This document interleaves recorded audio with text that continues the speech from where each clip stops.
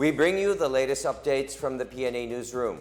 The Commission on Appointment confirmed the ad interim appointment of Presidential Communications Office Secretary Cheloy Garafil. During Wednesday's plenary session, Garafil vowed to strengthen efforts against fake news. She also bared plans to create media literacy program that aims to encourage the public, especially those in the far-flung areas, to become discerning of information they see on social media. Lawmakers, meanwhile, commended the plans of the PCO chief. Negros Oriental's 2nd District Representative Manuel Sagabarria supported Garafil's appointment, describing her as an eloquent and well-seasoned lawyer as well as a dedicated public servant. Senator Loren Legarda, who co-sponsored Garafil's appointment, said this would pave the way for more transparent and accountable governance. Garafil is a journalist and a lawyer. She also served as chair of the Land Transportation Franchising and Regulatory Board, or LTFRB. Actually, talagang ina-abhor po namin ang fake news. In fact, in the past several days, madami po ding fake news na naranasan po ang PCO at mga members ng Office of the President. Kaya talaga po, isa ito sa mga lalabanan po natin sa aking termino bilang Secretary ng PCO. Another suspect in the assassination of Negros Oriental Governor Roel Degamo was killed during pursuit operations by government forces. The gunman was identified as Arnil Labradilla, a resident of Bindoy, Negros Oriental, and a former member of the New People's Army. Joint Task Force Negros spokesman Major Senon Pancito III said Labradilla was killed when he resisted arrest hours after the incident on March 4. Pancito said Labradilla was identified through information given by other suspects. 4 of the suspects are now facing criminal charges along with 12 other John Does. Meanwhile, Malacanang has declared Thursday, March 16 as a special non-working holiday in Negros Oriental. In Proclamation number 185, the holiday seeks to give residents a chance to pay their final respect to the late governor, who would be laid to rest in his hometown, Siaton, tomorrow.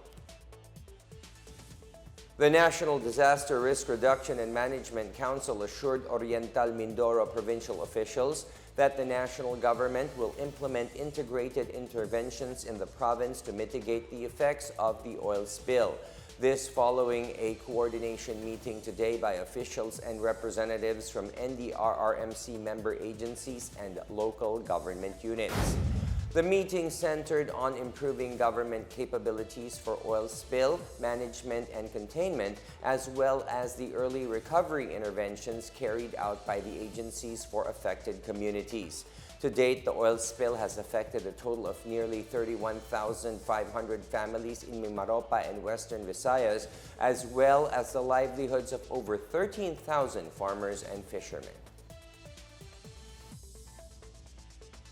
Meanwhile, representatives from civil society and the legal community urged the true owners of the oil carried by the MT Princess Empress to come forward and take responsibility for their roles in the environmental disaster. Greenpeace campaigner Jefferson Chua said both the owner of the shipment and the owner of the vessel should be held accountable not only for the cleanup but also for the damage to the ecosystem and the loss of livelihood for fishermen. Data from the Department of Environment and Natural Resources shows that about 30,000 to 50,000 liters of oil may continue to leak daily from the MT Princess Empress, which has sunk to a depth of about 400 meters. Chua described this as extremely concerning because the affected area is dotted with corals and mangroves, which support not only fish but also marine birds.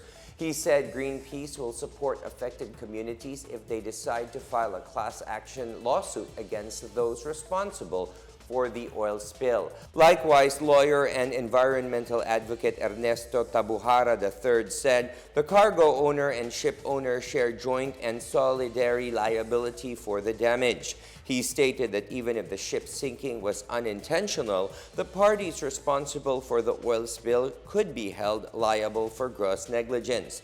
He adds that the incident cannot be attributed solely to force majeure because of the availability of technology to avoid storms and strong waves. And that is the latest and the biggest stories from the Pna Newsroom. For more news content, visit our webpage or head onto the Philippine News Agency's Facebook and Twitter accounts.